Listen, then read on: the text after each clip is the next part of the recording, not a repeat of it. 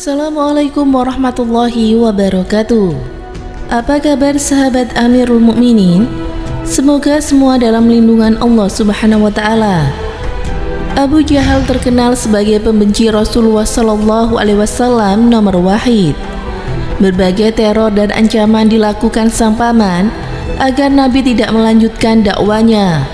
Namun ternyata ada saat-saat ketika Abu Jahal ketakutan dengan Nabi dan memilih untuk menuruti kata-kata Nabi. Saat itu Nabi Muhammad SAW berada di masjid bersama para sahabatnya.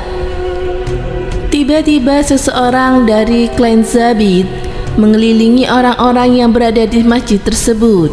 Ia berkata, "Hai orang-orang Quraisy, para pedagang mendatangi kalian lalu kalian berbuat zalim kepada mereka di tanah mulia kalian ini. Bagaimana bisa?"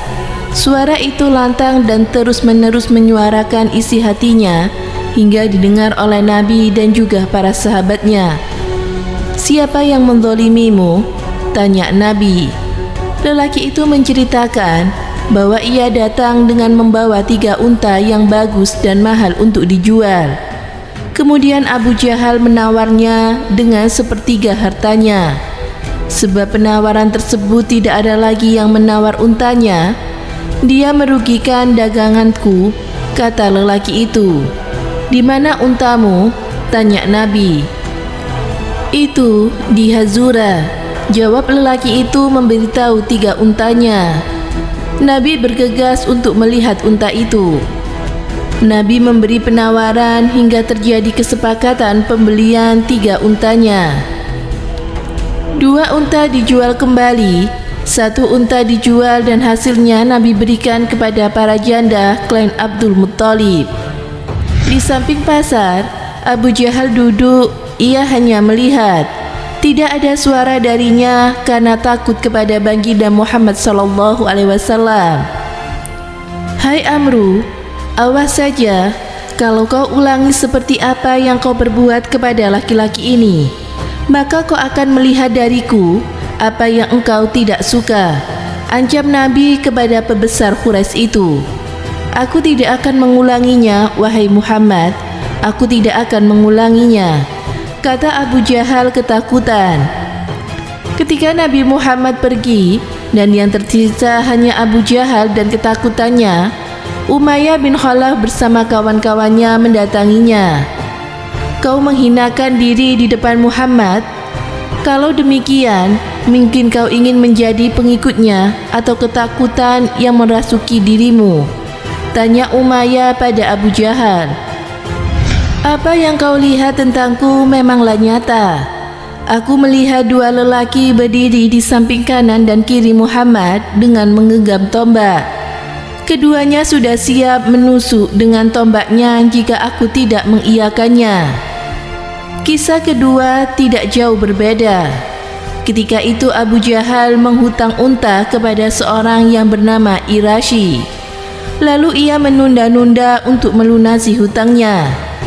"Hai orang-orang Quraisy, siapa yang bisa menolongku untuk menagih hutang kepada Abu Jahal? Aku orang asing, aku adalah musafir, ia telah merampas hakku," teriak Irashi kepada orang-orang yang berada di sekitarnya. Orang-orang kafir Quraisy memberi petunjuk agar ia meminta tolong kepada Nabi Muhammad SAW. Tujuan mereka seperti itu tidak lain hanya untuk mengejek, karena mereka menganggap bahwa Nabi Muhammad tidak berani menghadapi Abu Jahal. Lelaki itu langsung bergegas menemui Nabi Muhammad. "Hai hamba Allah, Abu Jahal telah merampas hakku. Aku seorang musafir. Aku bertanya kepada mereka, siapa yang bisa membantu diriku untuk mengambil kembali hakku? Mereka memberi petunjuk agar aku mendatangimu. Maka bantulah diriku untuk mengambil hakku. Semoga Allah merahmatimu." Irashi mengadu kepada Nabi Muhammad SAW. Akhirnya Nabi Muhammad SAW bersama Irashi mendatangi rumah Abu Jahal. Nabi Muhammad mengetuk pintu rumahnya. "Siapa?" teriak Abu Jahal dari dalam rumahnya. Muhammad, jawab tegas Nabi Muhammad SAW. Abu Jahal keluar menemuinya dengan wajah yang sangat pucat. Berikan hak pemuda ini, perintah Nabi Muhammad. Baik, tetaplah di tempatmu hingga aku memberikan hakmu, ucap paman Nabi itu dan terburu-buru masuk ke dalam rumahnya. Lalu ia menyerahkan apa yang menjadi hak Irasy. Irasy pun beranjak pergi hingga kembali bertemu dengan orang-orang yang memberikan petunjuk untuk menemui Nabi Muhammad. Semoga Allah membalas kebaikan Muhammad. Ia telah mengembalikan hakku dari Abu Jahal, tutur Irasy kepada mereka. Mereka saat itu menunggu seseorang yang mereka utus untuk menjadi mata-mata untuk mengamati apa yang terjadi saat Nabi Muhammad bersama Irasy ke rumah Abu Jahal. Saat utusan mereka datang, mereka serempak berkata, "Apa yang kau lihat?"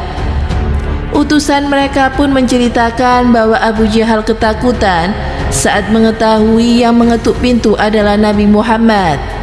Mereka pun menemui Abu Jahal, menanyakan perihal ketakutannya saat bertemu dengan Nabi Muhammad SAW. Celakalah kalian, Muhammad tidak mengetuk pintu dan tidak mendengar suara kecuali aku dipenuhi dengan ketakutan. Saat aku keluar, ada seekor unta jantan di atas kepalaku. Kalau aku enggan menyerahkan haknya, niscaya unta itu sudah siap menyantap kepalaku, ujar Abu Jahal dengan ketakutan. Hal yang serupa juga pernah dialaminya ketika ia diwasiatkan untuk merawat anak yatim. Lalu ia memakan hartanya. Tak hanya itu, anak yatim tersebut diusir olehnya. Anak yatim itu mendengar ejekan orang Quraisy. Yang bisa menyelamatkanmu dari Abu Jahal hanyalah Muhammad. Nabi Muhammad bersama anak itu menemui Abu Jahal. Paman Nabi itu menjumpai hal yang sama. Tombak di samping kanan dan di samping kiri Nabi yang digenggam oleh dua orang lelaki. Hanya Abu Jahal yang bisa melihatnya, layaknya unta yang hendak menyantapnya. Subhanallah. Semoga dari kisah ini kita bisa mengambil hikmah dan pelajarannya. Semoga bermanfaat. Wallahu a'lam bishawab.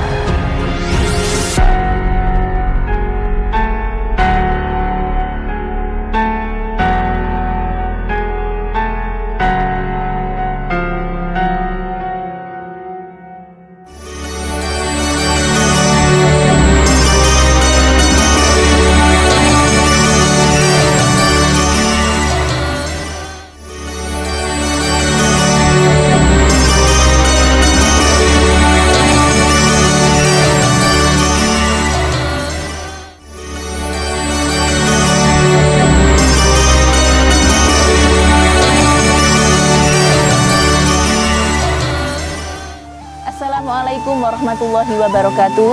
Pemirsa Amirul Mukminin yang dirahmati Allah Subhanahu wa taala, Rasulullah sallallahu alaihi wasallam adalah potret kelembutan hati yang sempurna, sang teladan yang dipuji Allah Subhanahu wa taala sebagai nabi dengan akhlak yang agung di atas semua makhluknya.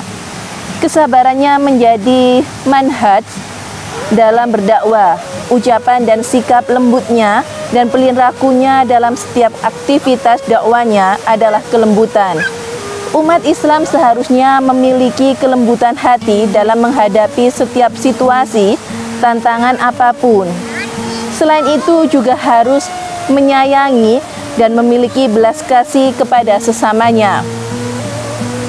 Berkat kelembutan dan kesabaran serta jiwa pemaaf Rasulullah SAW, banyak musuh-musuh Rasulullah SAW yang awalnya membenci Islam akhirnya masuk menjadi orang Islam. Bahkan beliau pun memaafkan orang-orang yang berniat membunuh Rasulullah SAW. Di antaranya adalah sahabat-sahabat beliau. Sebagai berikut adalah Umar bin Khattab, setelah masuk Islam mendapat gelar Al-Faruq, yaitu pembeda antara yang hak dan yang batil. Lalu Khalid bin Walid yang mendapat gelar Sang Pedang Allah. Lalu Abu Sufyan Hindun binti Utbah, Ikrimah bin Abu Jahal yang menjadi pembela dan kesatria Rasulullah Sallallahu Alaihi Wasallam setelah masuk Islam. Lalu juga ada Umair bin Wahab yang dikenal sebagai setan Quraisy. Setelah masuk Islam, beliau mendakwakan kembali Islam ke kota Mekah. Juga ada Syihab yang masuk Islam karena melihat mukjizat yang dimiliki oleh Rasulullah Sallallahu Alaihi Wasallam ketika batu besar yang tidak bisa menghantam kepala Rasulullah Sallallahu Alaihi Wasallam. Dan masih banyak lagi musuh-musuh Rasulullah Sallallahu Alaihi Wasallam yang awalnya membenci Islam menjadi masuk Islam karena berkat sifat dan juga kelembutan hati serta sifat pemaaf Rasulullah Sallallahu Alaihi Wasallam. Semoga bermanfaat. Wassalamualaikum warahmatullahi wabarakatuh.